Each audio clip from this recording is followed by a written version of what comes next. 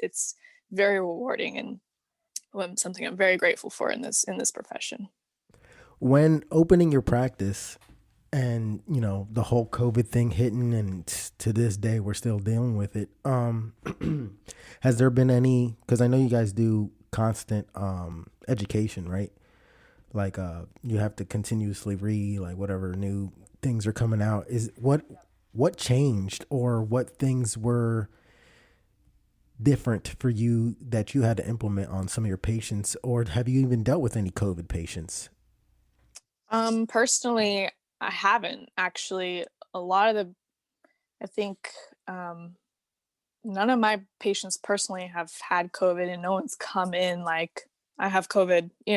Usually if Yeah, people yeah, yeah. have it, they cancel their appointment, which is probably for the best, I Right. suppose. But that's always their choice. It's not something that I like force them to do or ask them to do or anything like that, because this medicine really does excel at treating upper respiratory infections. So yeah, wait, what was your question? So, like, if there was someone who came in and was like, "Hey doc, I got COVID. I don't want to go to the doctor because I don't want to get the vaccine. I don't want all of these IVs and pills that they're going to give me." What, if anything, has come out in literature or practice for Chinese, traditional medicine, would actually help, or how would you treat it, I guess? Yeah, I would probably have to do herbal medicine for sure. I probably, I don't know if it probably wouldn't be a good idea to have them come to the clinic and do acupuncture, though that would be effective. If anything, I might consider doing a home visit, but it would probably be through telehealth, like through kind of a Zoom kind of chat to get an idea of their symptoms, and then using a customized herbal formula to help them. That would probably be the best route. And even within COVID patients, there's always going to be, I mean, even we've seen there's so many different versions of it. It's like 10 people can get COVID and they all have different symptoms. One loses their smell, one gets a really high fever. It's just so different. Yeah, some muscle atrophy, and then now there's different strains that are coming from Europe. Right. Right. And it presents so differently in different people, which really correlates to their constitution. But that's where kind of those tweaks in the herbal formulas comes in, is being able to customize it to their symptoms that they're experiencing, and also while treating the underlying root of it and helping their body fight it off and expel it and get rid of it. So pretty much everything's kind of wacky, where I mean California's somewhat starting to open up now.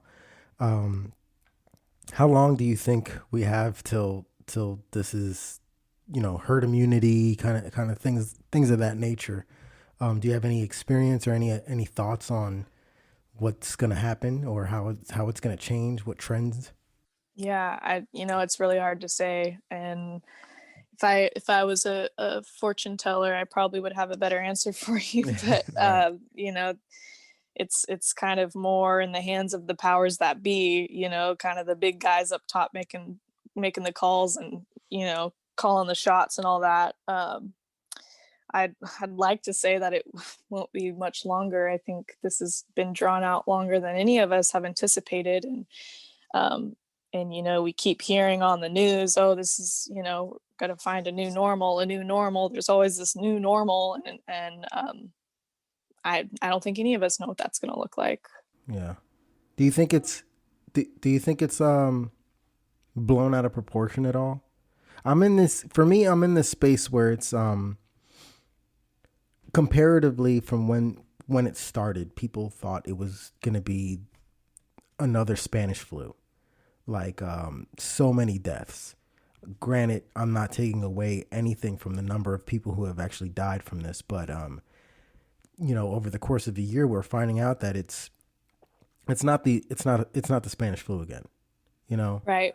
but also, like, it is still serious, Hmm. but for people with underlying health conditions. And then is it should we be too concerned with our youth, because the youth seem to be fine, and but also, like, those youth sometimes live with parents with underlying health conditions. So it's like I'm in this space where I don't know, is this are they making it bigger than what it is, or are we're definitely not handling it correctly, you know? So I mean, I just want to know what your um, opinion on it, professional opinion on it is. Yeah.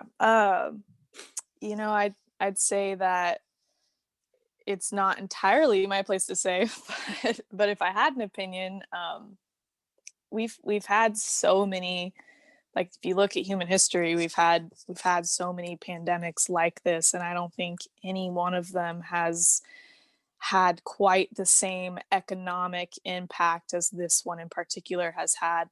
So many small businesses are going out of business. So many families are struggling, and that to me is really one of the areas where I feel like maybe there should be more support for. If you are going to shut everything down and not allow this local mom and pop sandwich shop to be open, then at least provide the financial compensation, so that way, they're not only suffering emotionally, being scared of this pandemic, but they're also struggling financially and in all these other ways. So I think I wish that maybe it was handled a little bit differently, but I think also that we haven't really had to deal with something of this magnitude in quite a while, and with that, it was just some calls were made that were in the moment and maybe more out of fear than out of a More place of reaction than research. yeah. Yeah, yeah, Okay. and realizing that how big this economic impact has really taken on countless people, while big companies are just getting richer. Like, it's like, where do your priorities lie if you're just giving all these big breaks to these giant companies that are still rolling in millions monthly, but every other family is struggling severely. It's shown a lot about where, like, at least our governmental's priorities really lie, Oh, for which is sure. really unfortunate. Yeah. I think if anything, this unveiled or this pulled the veil back on so much that we thought we knew and understood about government, like the Federal Reserve, just the economic impact that once again these corporations that have been bailed out before are once again being bailed out now while the little guy struggles. And one of the things I remember hearing before COVID is them saying, well, they can't just print money.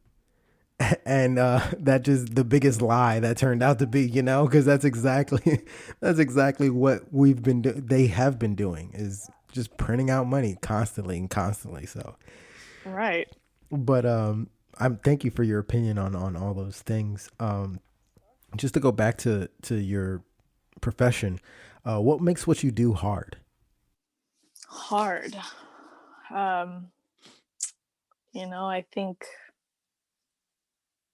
learning all of this has definitely been hard. I think it takes a certain person and it takes a very open mind to wrap your head around a lot of the philosophy, the culture.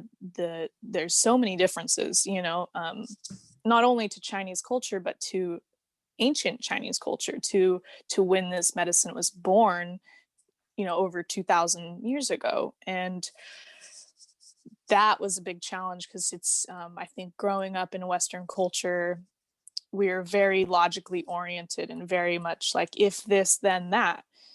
Well, that's not always the case in traditional Chinese medicine, and this medicine has really evolved out of a conversation, out of people having different viewpoints, completely opposing each other, but both being correct. Even if they're completely different, they can both still be correct. And I think that kind of mentality was something that was pretty challenging for me to wrap my head around when I was going through all my schooling. That um, you know there's not always a right and a wrong answer. Sometimes they're both right, or sometimes they're both wrong. Yeah, I'm sure you had to break a lot of your traditional thinking, huh? Definitely, most definitely. And having done a lot of my undergrad in biology, and kind of on that track to be in Western medicine, it was a pretty big flip flop. So when when you before you decided to go down this path of traditional Eastern medicine, what's something that you wish you have known before you got started? What's something that, one big thing that would have made this so much easier? Is it just, whatever it might be, if anything at all? Something that I wish I would have known. Let's see. I think I'm always trying to learn more. So I feel like it's kind of a never ending process of growing and learning and changing. And I'm not a big person of regret. I don't believe in regrets very much. I feel like everything has happened for a reason, and every turn I've taken has, even when it's looked like I didn't know what I was doing, it was always a stepping stone to the next spot and the next spot. And like every time I leveled up is always just me taking another step towards the next level. So I can't say off the top of my head that there really is one specific thing that I wish I would have known, because I feel like I did it as best as I could have. I did it with what I knew and where I was at mentally and maturity wise. Being pretty young, I started my grad school for traditional Chinese medicine when I was 20 years old. So I was the youngest person in my entire class, and at that time, and I was going to school with people who are in their 60s, Yeah. and which is pretty amazing that I had so much respect for those people to at that stage in their life decide to go back to school for something like this, like that. Mad respect for sure. But I really, everything I've done as best as I could have. And of course, I've made mistakes. Of course, there's those moments where like, man, I should have done this or I should have done that. But It's all part of the journey.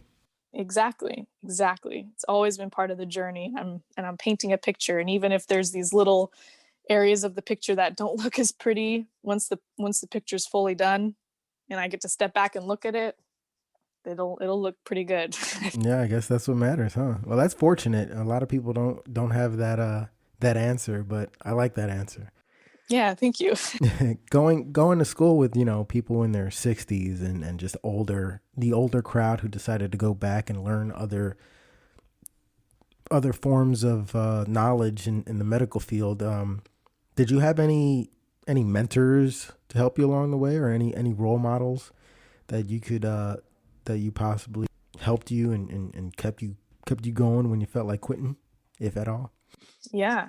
No, definitely. Yeah, a lot of my teachers through my schooling were amazing people for sure, and huge role models that I looked up to. And um, a lot of my uh, schooling was clinical training, so we got to kind of pick and choose who we wanted to go through these different clinical stages, and it was set up in a way to where you start out in a theater setting where you're just watching with a big group of people, and then the groups get smaller, so it's more intimate, more one-on-one with the professor you're watching, and then it evolves from there to be one person being the practitioner, and you kind of share between your classmates. You take turns being the practitioner, and then the licensed practitioner is just observing and making sure everything's going okay at this point, until the final stage is you in the patient alone, and you have your own set of patients. You get a feel for kind of that clinical, what real clinical life is going to be like being your own practitioner.